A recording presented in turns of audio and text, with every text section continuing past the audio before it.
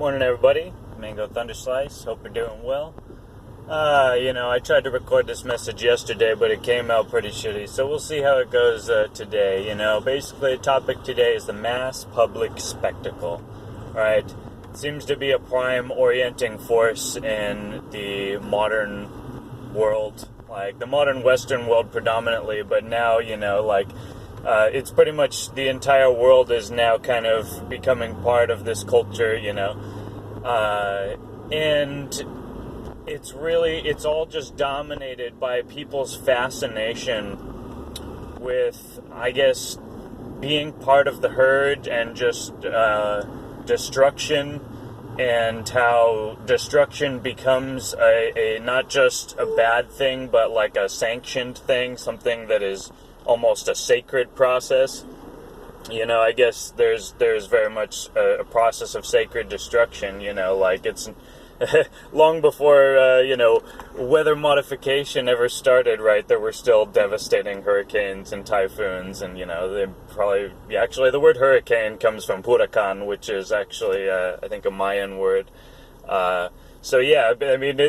People have been dealing with the forces of devastation for a long time, and revered them, I suppose. But it's interesting, driving on the way to work, on the opposite side of the freeway, right?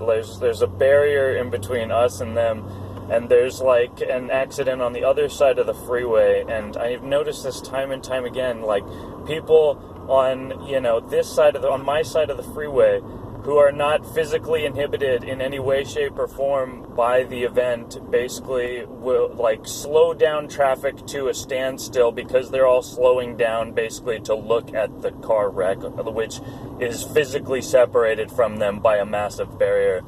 And it's such a profoundly maddening and curious aspect of human psychology that basically you're creating new road hazards, essentially, by doing that. And yes, I know I'm talking to a camera while driving. I've got my eyes on the road. Calm down. Okay, just chill out. But anyway, the mass public spectacle, people, the Nazis, right, are in big fashion right now. The Nazis, what they were really good at was the mass public spectacle. They would have these huge rallies, these rallies of the German people, and these impassioned speeches by Hitler, and we're the Germans, and we're so awesome, and you know what? We're not going to take this shit anymore. And,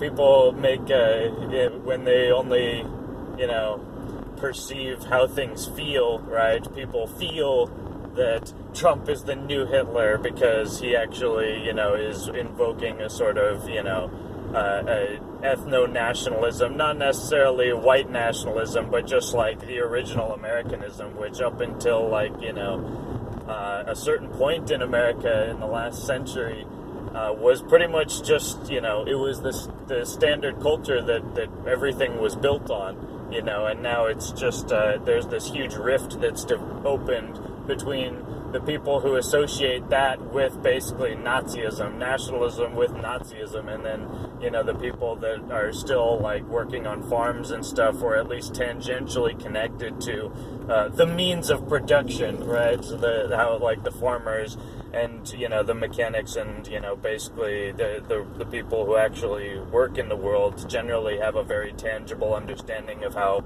money works and how entrepreneurism works, and the Americanism is very ingrained in them, and that's why, Trump had so many people come out in support of him who had never voted before, is because people don't really care about politics, but basically they're motivated by a sense of identity, right? And identity in the collective sense is totally a mass public spectacle. We have, the Pledge of Allegiance, right, which was written by a socialist minister, right? We have these sports events, right? Sports events are totally part of the modern mass public spectacle, right? And it's very much associated with the military, and there's jets flying overhead, and it's this huge thing. They sing the national anthem, it's this identity-forming event, right? And that's why I've come to understand it's very, it's I was listening to We the Seekers. He was talking about how he's no longer an atheist and coming to a lot of valid points. Not necessarily the same reason that I stopped being an atheist, but it took me 5 mushroom trips to realize that there's actually cosmic intelligence and that the universe isn't just random chance. It's actually a series of wills, emanating from one cosmic will that we're all partaking in, a way of the universe knowing itself in a million bazillion different ways.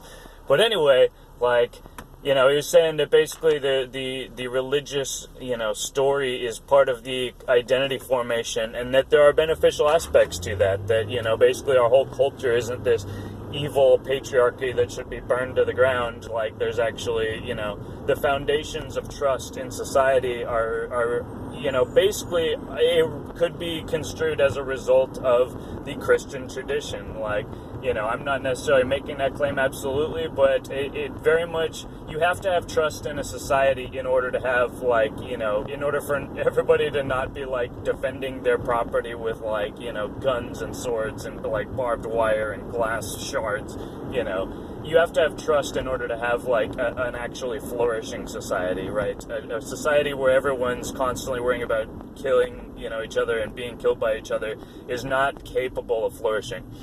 Right, so these things are not trivial. What we actually agree on as a society actually matters a lot, and that's really this whole conversation that's playing out. And there's all these theatrical elements. I mean, when you compare all the violence, all the racial violence, on all sides in America, it still pales in comparison to how a landslide affects Bangladesh and 15,000 people die and shit. It's even Chicago's gun murders are damn, when we see what happens with a disaster in outside of the world that is built on this empire.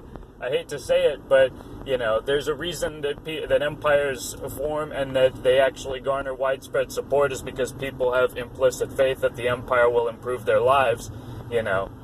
So Trump doesn't actually represent an outside faction by any means. He represents a portion of the, deep state. He represents, a portion of the globalists, these meaningless terms, these just formless descriptors which have lost all significance in real conversation, now dominate. It's silly. Again, if we don't care about the meaning of our words, it doesn't matter which words we use, right? But anyway, back to the mass public spectacle, it's just interesting with movies, and with television shows, and the identity formation process just being totally disconnected from any sort of real human ritual, right, and just being outsourced to the media. Children learn how to cognate. They learn how to think and how to express and how to relate themselves based on television shows, which are complete artifice. They're totally fake. They are totally scripted by people with, largely unscrupulous ends if you take the magnifying glass in any particular point of the puzzle, right? It's hideous. Hideous down to the very core of existence. The type of people that run Hollywood, and why I chose to bust LA, all of LA and Orange County with Orgonite at all the major power substations, and a few cell phone towers for good measure. But, now my work is up here in Sacramento, and it's a beautiful sky right now. The weather slowly changes when you start to perform the energy work in your environment. And that's really the thing. My ultimate, attitude boost and truth movement, point of the day is, there's no point in knowing conspiracy information if you're not in command of your energy field. So seek out whatever you need, within yourself or without yourself. Experience what you need in order to establish balance and happiness. Because if you ain't happy, ain't nobody happy, right? Because you'll be a parasite. You'll be a vampire sucking the energy off of other people, or from the cabal, from the network of, psychopathy, and, basically just getting your jimmies from other people's suffering, like the rest of the evil twats who run this evil system, But anyway, it's important that we create our own mass public goal. I was telling a good friend of mine yesterday, what is white culture is, for me, it's not like, I don't even know what white culture even means, but I know that out in Sacramento, there's the Scottish Games, and that is what I consider to be my fucking culture, right? The Scottish Games, where men come out in kilts and through large telephone poles as far as they fucking can. It's a competition. I guess I got a little Australian there, but you understand my point. Is basically like, and it's just a music and just people understanding that they have bonds and they have ancient history and that they're all actually family when you go back far enough, and when we understand the grand story, check out my Hidden History Humanity videos for a little bit more on that. We're all tied together. We all came out of, Atlantis, we were one global civilization and a catastrophe, induced by, planetary solar events, just massive earthquakes and tidal waves. Our culture was destroyed. It was shattered. And so, the spiritual traditions are basically all these fractured remnants of basically that story. And it is precisely the Church of Rome, the Vatican and all its little tentacles, the Triple Crown of, Rome, London, and Washington, D.C. that has sought to keep humanity in a subjugated state for the last 100 years as the truth comes out and we enter this, final endgame of the Piscean Age and basically the ultimate physical dawning of this new world that we're creating. Some people think that I'm speaking crazy talk right now. Others just know what I'm talking about and they're participating in the pattern as it is. Because that's what it is. The pattern changes. Cymatic pattern. That's how the universe is organized. And, the motions of the planets is a big, dials on a clock. And right now they're lining up for a very, very ominous development. It's not all weather warfare, guys. The hurricanes and the earthquakes and the volcanoes, they're going to keep on rolling and the rain's going to shift and it's going to be hot and it's going to be cold and it's going to be crazy. So you better get resilient, you better get your shit together and start creating a mass public spectacle that actually empowers you.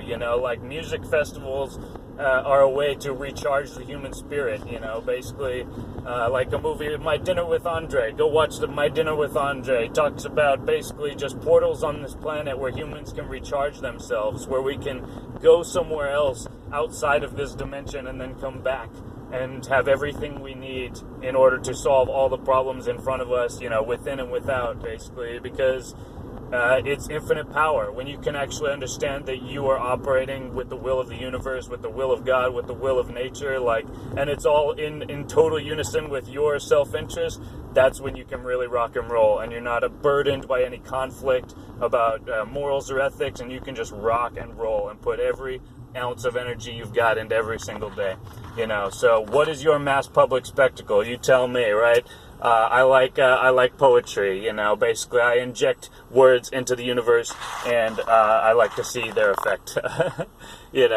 But there's a million different ways of people basically transforming the energy pattern, right?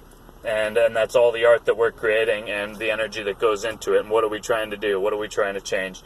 So much love to you, brothers and sisters. I'll see you next time. Cheers.